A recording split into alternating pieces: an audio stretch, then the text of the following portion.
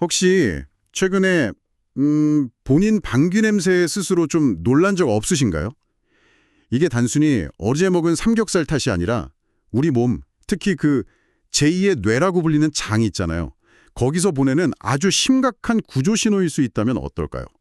오늘 저희가 함께 분석해 볼 자료가 바로 이 문제를 아주 깊이 파고드는 건강정보 영상인데요. 목표는 명확합니다. 지독한 방귀 냄새가 왜 대장암의 전조 증상이라는 말까지 나오는지, 그리고 그 비싼 유산균들 왜 내 몸에서는 아무 효과가 없는지 그 근본적인 답을 한번 찾아보려고 합니다. 바로 그 지점이 오늘 이야기의 핵심이죠. 많은 분들이 장 건강하면 그냥 소화 잘 된다, 화장실 잘 간다, 이 정도로만 생각하시는데 이 자료는 그 차원을 완전히 넘어서요. 혹시 행복 호르몬? 그 세로토닌의 95%가 뇌가 아니라 장에서 만들어진다는 사실 들어보셨나요? 95%나요? 뇌가 아니고요? 네.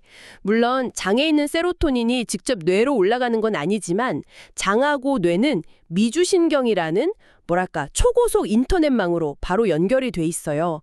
장의 상태가 실시간으로 뇌에 보고가 되는 거죠. 그렇군요. 그래서 오늘 우리는 이 장내 환경이 어떻게 우리의 기분, 심지어 정신 상태까지 좌우하는지, 그리고 이 황폐해진 장을 다시 비옥한 토양으로 되돌릴 구체적인 방법은 뭔지 한번 단계별로 깊이 파헤쳐 보겠습니다. 좋습니다.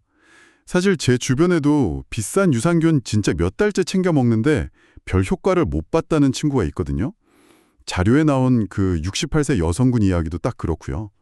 10년 넘게 변비로 고생하면서 안 먹어본 유산균이 없는데 오히려 배에 가스만 더 차고 더부룩했다고 하잖아요. 이게 정말 흔한 경우인 것 같은데 도대체 우리가 먹는 그 수많은 유산균들은 다 어디로 사라지는 걸까요? 그 질문에 대한 답으로 자료에서 정말 기가 막힌 비유를 하나 들어요. 바로 사막의 씨앗 뿌리기입니다. 사막의 씨앗을요? 네, 이미 장내 환경이 유해균이랑 염증으로 꽉 차서 사막처럼 황폐해진 상태에서는 아무리 좋은 유산균이라는 씨앗을 쏟아부어도 뿌리를 내릴 수가 없다는 거예요. 실제로 유익균이 정착돼서 살아갈 먹이도 없고 또 유해균의 공격을 피해서 숨을 집도 전혀 없는 상태인 거죠. 먹이와 집이 없다. 특히 나이가 들수록 위산 분비도 줄고 장 점막 자체도 얇아지면서 이 생태계 다양성이 확 무너지거든요. 이런 근본적인 환경 개선 없이 균만 계속 넣는 건 밑 빠진 독에 물 붓기죠. 단순히 좋은 균을 넣어주는 게 문제가 아니었군요. 걔네들이 살아남을 환경을 먼저 만들어주는 게 순서다, 이 말씀이시네요. 그럼 유익균들이 자리를 못 잡으면 그냥 장이 좀 비어있는 건가요? 아니면 더 나쁜 일이 생기나요? 안타깝게도 후자입니다. 유익균이 살지 못하는 그 빈자리는 필연적으로 유해균들이 차지하게 돼요. 그리고 이 유해균들은 음식물 찌꺼기를 부패시키면서 황화수소 같은 독성 가스랑 내독소, 엔도톡신이라고 하죠. 이걸 계속 뿜어냅니다. 내독소요? 네, 바로 이 독소들이 문제의 근원이에요. 이 독소들이 장벽세포들의 단단한 결합을 느슨하게 만들고 그 틈으로 혈액 속으로 그냥 침투해버려요. 이걸 바로 장누수증후군, 영어로는 리키 갓 신드롬이라고 부릅니다. 장에서 누수가 일어난다. 말만 들어도 좀 심각하게 들리는데요? 그럼 혈액으로 들어간 독소들은 온몸을 그냥 돌아다니게 되는 건가요? 정확합니다. 혈관이라는 고속도로를 타고 온몸으로 쪼락 파져나가는 거죠. 뇌로 가면 뇌신경 세포에 염증을 일으켜서 브레인 포그나 우울감, 길게는 치매 위험을 높이고요. 관절로 가면 류머티즘, 피부로 가면 아토피나 건선을 악화시키는 원인이 되는 겁니다. 그래서 처음에 말씀하신 그 대장암 전조 증상이라는 말이 나오는 거예요. 그래서 그렇군요. 지독한 방귀 냄새는 내 장에 유해균이 득실거린다는 증거이자 그 독소가 장벽을 뚫고 내 몸 전체에 만성 염증 공장을 돌리고 있다는 아주 강력한 경고등인 셈입니다. 만성 염증이 암의 원인이라는 건 잘 알려진 사실이잖아요. 와, 정말 방귀냄새 하나를 너무 가볍게 생각했네요. 이게 그냥 소화불량 문제가 아니라 전신 건강이랑 바로 연결되는 거였군요. 자, 그럼 이 절망적인 사막 같은 장을 다시 울창한 숲으로 되돌릴 방법이 있겠죠. 흥미롭게도 자료에서는 특별한 약이 아니라 우리 주변 음식, 특히 한국인 밥상에서 그 해답을 찾더라고요. 3가지 핵심 열쇠, 하나씩 열어보죠. 첫 번째 열쇠는 바로 죽은 밥, 즉 찬밥을 먹는 겁니다. 찬밥이요? 저희 할머니는 늘 밥은 따뜻할 때 먹어야 소화 잘 된다고 하셨는데 찬밥이라니 좀 의외인데요?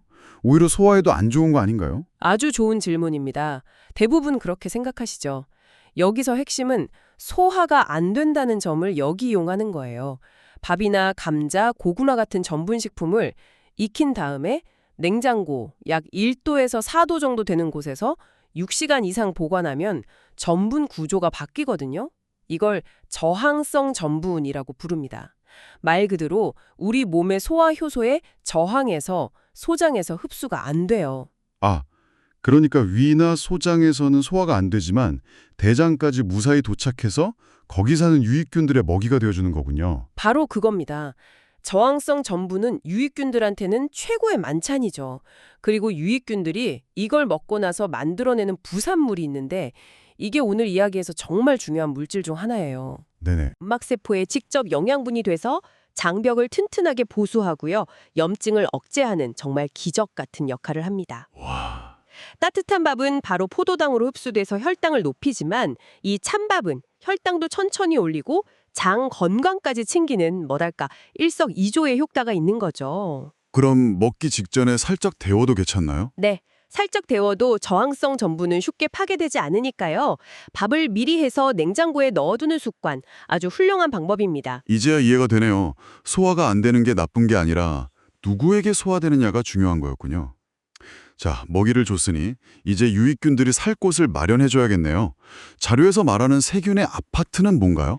그게 바로 두 번째 열쇠, 미끌미끌한 음식입니다. 미끌미끌한 음식이요? 네. 다시마, 미역 같은 해조류나 오크라, 마하 같은 거 떠올려 보시면 끈적끈적한 점액질이 있잖아요. 아, 네, 있죠. 이 성분이 바로 수용성 식이섬유인데 이게 유익균들한테는 최고의 안식처, 즉 아파트가 되어주는 겁니다. 유해균들이 뿜어내는 독소 공격을 피해서 이 점액질 속에 안전하게 숨고 그 안에서 번식하면서 자기들 군집을 형성하는 거죠. 먹이뿐만 아니라 튼튼한 집까지 제공해주는 셈이네요. 그럼 식탁에 다시마쌈이나 미역무침 하나 올리는 것만으로도 큰 도움이 되겠어요? 그렇습니다. 특히 미역이나 다시마의 그 끈적한 성분, 알긴산은요.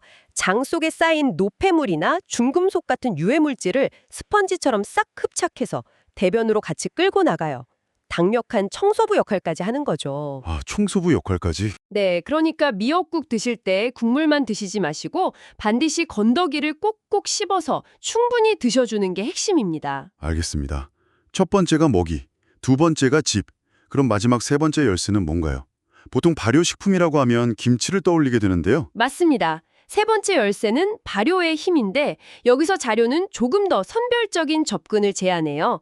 물론 잘 익은 김치도 좋은 유산균 공급원이지만 맵고 짠 양념이 많아서 너무 많이 먹으면 오히려 위에 부담을 줄 수 있잖아요. 아, 맞아요. 그래서 자료에서 특별히 추천하는 게 바로 청국장과 물김치입니다.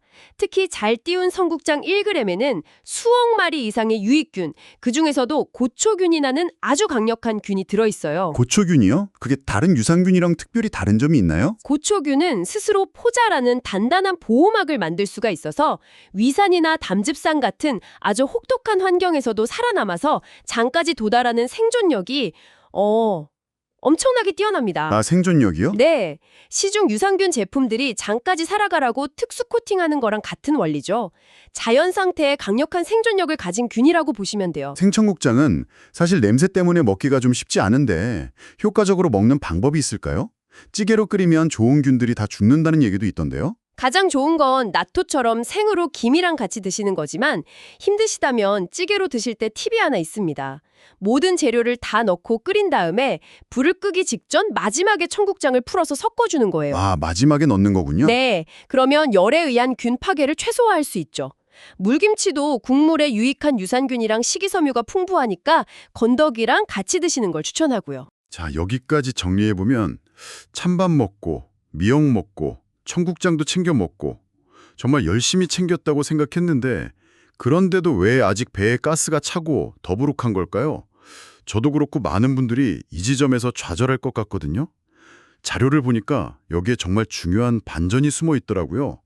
우리가 장에게 이것을 주지 않았기 때문이라고요. 바로 장이 스스로 청소할 시간입니다. 우리 소장과 대장에는 MMC라는 우리말로는 이동성 운동복합체라는 아주 경이로운 자동 청소 시스템이 내장되어 있어요. 자동 청소 시스템이요? 네. 근데 이 시스템의 아주 중요한 특징이 뭐냐면 우리가 음식을 먹지 않고 최소 서너 시간 이상 공복 상태를 유지할 때만 작동한다는 겁니다. 그렇다면 우리가 배고플 때 나는 그 꼬르륵 소리가 바로 그 청소 신호인가요? 저는 그게 위장이 밥 달라고 아우성치는 소리인 줄 알고 엄청 부끄러워했거든요. 바로 그겁니다. 꼬르륵 소리는 배고프다는 신호가 아니에요. 그 MMC 청소 시스템이 강력하게 수축하면서 위와 소장에 남아있는 음식물 찌꺼기, 유해균들을 빗자루로 쓸어내리듯 대장 쪽으로 싹 밀어내는 소리입니다. 와, 장이 대청소를 하고 있다는 아주 건강하고 기분 좋은 신호인 거죠. 정말 충격적인데요. 그럼 우리가 입이 심심하다고 수시로 간식을 먹는 행동이 그 대청소를 그냥 방해하는 거였군요. 그렇습니다. 청소를 막 시작하려는데 음식이 딱 들어오면 우리 몸은 청소할 때가 아니네 하면서 MMC 시스템을 바로 멈추고 다시 소화 모드로 돌아가 버려요. 결국 청소되지 못한 음식물 찌꺼기가 소장에 그대로 남아서 부패하고 거기서 세균이 비정상적으로 과도하게 번식하면서 가스를 엄청나게 만들어냅니다. 이걸 소장 내 세균 과증식, 즉 사이보라고 부릅니다. 방귀 냄새가 지독하고 뭘 먹지 않아도 배가 풍선처럼 빵빵하게 부풀어 오르는 분들 상당수가 바로 이 문제를 겪고 있을 가능성이 아주 높습니다. 이제 모든 퍼즐이 맞춰지는 느낌입니다. MMC가 제대로 작동을 안 하면 소장에 남은 찌꺼기들이 부패하면서 유해균의 먹이가 되고 이게 결국 장벽을 손상시켜서 장누수 증후군으로 이어질 수 있다는 거네요. 아까 장에서 세로토닌의 95%가 나온다고 하셨잖아요. 장이 이렇게 계속 지저분하고 염증 상태면 당연히 세로토닌 생산 공장도 제대로 안 돌아가겠군요. 괜히 기분이 처지고 머리가 멍한 게 단순히 스트레스 탓이 아닐 수도 있겠다. 이런 생각이 드네요. 정확하게 연결해서 보셨습니다. 장과 뇌를 잇는 그 미주신경을 통해서 장의 염증 신호나 독성 물질들이 뇌 기능에 직접적인 영향을 미치는 거죠. 기분이 불안정하고 집중력이 떨어지는 현상이 장 건강 문제에서 비롯될 수 있다는 겁니다. 그렇군요. 그래서 해결책은 아주 명쾌합니다. 저녁 식사를 마친 후 다음날 아침 식사까지 최소 12시간, 이상적으로는 14시간의 공복 시간을 확보하는 겁니다. 우리 장이 스스로를 정화하고 리셋할 충분한 시간을 주는 거죠.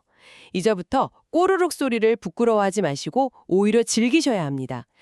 지금 내 장 속 충서부들이 열심히 일하고 있구나 하고요. 오늘 이야기 정말 머릿속에 명확하게 정리가 되네요. 결국 장 건강의 핵심은 단순히 좋은 것을 채워 넣는 플러스의 개념이 아니었습니다. 첫째, 유익균의 먹이가 되는 저항성 전분을 주고, 둘째, 유익균의 집이 되어줄 수용성 식이섬유를 제공하고, 그리고 가장 중요하게는 장이 스스로 청소할 시간, 즉 공복이라는 비움의 시간을 주는 것이었습니다. 자료에 따르면 이 세 가지만 잘 실천해도 불과 2주 안에 그 지독하던 방귀 냄새가 사라지고 편안하게 배변을 보게 되고 머릿속 안개가 걷힌 듯 정신이 맑아지는 변화를 느낄 수 있다고 하니까요. 당장 오늘 저녁부터 시작해보고 싶어집니다. 맞습니다. 오늘 당신이 먹는 음식이 곧 내일 당신의 장내 미생물 지도를 그리고 그 지도가 당신의 남을 건강 수명을 결정한다고 생각하셔도 과언이 아니에요. 거창한 계획이 아니더라도 오늘 저녁 식사를 평소보다 조금 일찍 마치고 내일 아침까지 물 외에는 아무것도 먹지 않는 것부터 시작해 볼 수 있습니다. 우리 몸이 가진 그 놀라운 자정 능력을 믿고 그 능력이 발휘될 시간을 주는 것, 이 작은 변화가 가져올 지적을 직접 체험해 보시길 바랍니다. 정말 중요한 말씀이네요. 자, 그럼 오늘 나눈 이야기를 바탕으로 마지막으로 생각해 볼 만한 질문을 하나 던져드리면서 마무리하겠습니다. 우리는 오늘 장내 유익균을 늘리고 유해균을 청소하는 법을 살펴봤잖아요. 그런데 만약 당신의 장 속에 뚱보균이라고 불리는, 즉 먹는 족족 지방으로 저장하려는 성향이 강한 균들이 이미 확고하게 자리를 잡고 있다면 어떨까요? 똑같이 먹어도 나만 살이 찌는 이유가 어쩌면 내 의지박약이 아니라 내 안의 미생물들 때문일 수 있다는 생각 한번 해보셨나요?